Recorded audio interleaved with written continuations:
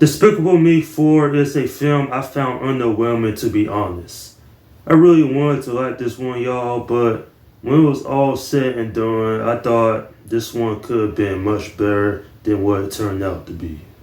Well, I went into this one with low expectations because when I saw a trailer, I wasn't that interested in seeing this. I'm not going to really explain the story because, quite frankly, it's all over the place. Like, don't get me wrong, I did like the voice acting. I thought that was pretty good. The animation looks great, and the music was decent enough, but everything else kind of like fell apart.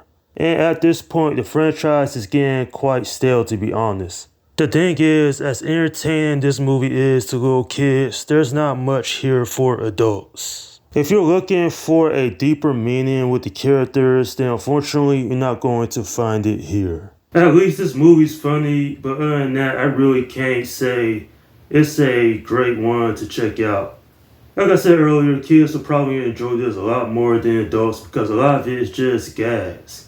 In fact, to make matters worse, a lot of the subplots just takes up unnecessary time. There's a subplot with Margot, Edith, and Agnes, them doing their own thing. Then there's a subplot with Lucy dealing with a enemy of her own. There's a subplot of the minions, and a lot of them just takes up a lot of time and they don't really go anywhere. And so by the end of the movie, the whole thing feels disjointed. Even Gru himself is kind of made an embarrassment here. He's a stay-at-home dad. He doesn't do all that much, and he's definitely not the guy that he used to be in the earlier movies. Like, for example, the first Despicable Me. I love that movie, only because Gru went from a supervillain to a loving father. It was some good character growth. And here, it feels like a step back. Even the villain, Maxine Lamel, is just laughable. I didn't really take him seriously. He didn't feel like a challenge to Gru.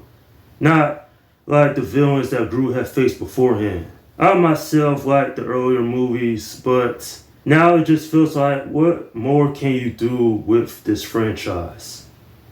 I wouldn't say this is one of the worst movies of the year, but I probably won't watch this anytime soon just because I could go back and watch the first two movies. At the end of the day, if you're thinking about checking this film out, I say skip it unless you're a big fan of this franchise because honestly, there is not much here. I'm giving this film a 5 out of 10. The thing is, when franchises go on this long, they start to get boring. That's what happened with this movie.